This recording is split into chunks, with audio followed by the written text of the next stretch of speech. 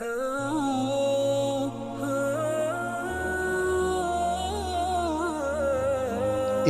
دفعہ کا واقعہ ہے کہ اویس کرنی رضی اللہ تعالی عنہ کو حضور صلی اللہ علیہ وآلہ وسلم کے دیدار کا شوق اس قدر پیدا ہوا کہ انہوں نے مدینہ آنے کا ارادہ کیا۔ اب ادھر انہوں نے ارادہ کیا، ادھر حضرت محمد صلی اللہ علیہ وآلہ وسلم کو غزوہ میں شرکت کے لیے مدینہ سے باہر جانا پڑا،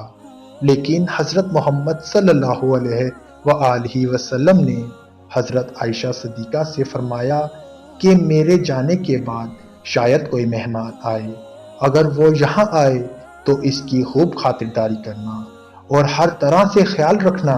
کیونکہ وہ بڑا ہی پارس انسان ہے، اور میرے آنے تک اس کو روکے رکھنا، اور اگر وہ جانے کی کوشش کرے تو اس کو روکنے کے لیے مجبور نہ کرنا، مگر اس کی شکل و صورت کو یاد رکھ لینا۔ اس ہدایت کے بعد آپ صلی اللہ علیہ وآلہ وسلم شرکت کے لیے روانہ ہوئے اور بعد میں اویس کرنی مدینہ تشریف لائے، مگر ان کو جب پتہ چلا کہ حضور صلی اللہ علیہ وآلہ وسلم اس وقت مدینہ میں نہیں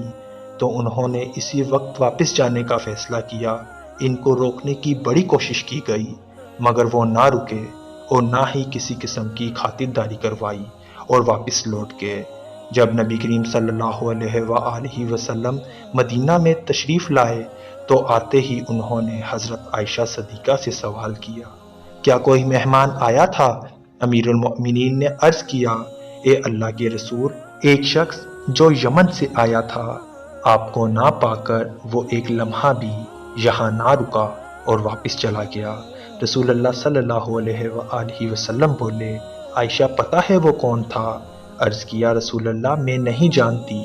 فرمایا، وہ اویس کرنی تھا جو میرے دیدار کے لیے یہاں آیا تھا اور دیدار کی حسرت دل میں لے کر ہی واپس چلا گیا، اور وہ ٹھہر بھی نہیں سکتا تھا کیونکہ اس کی والدہ بوڑھی اور آنکھوں سے معذور ہے اور اس کی خدمت کرنے والا اور کوئی نہ تھا، اس لیے اس کو ہر حال میں واپس جانا تھا۔ اور یہ وہ شخص ہے کہ خدا اور اس کے رسول کا سچا چاہنے والا ہے، جس کو صرف ذکر الہی سے غرض ہے۔ اویس کرنی میرا عاشق ہے اور اللہ اس سے محبت کرتا ہے۔ حضرت عائشہ نے جب یہ بات سنی تو ان کو اویس کرنی کے مقام پر رشک آنے لگا اور فرمانے لگی، اے اللہ کے حبیب، وہ شخص واقعی کس قدر عظیم ہوگا جس کے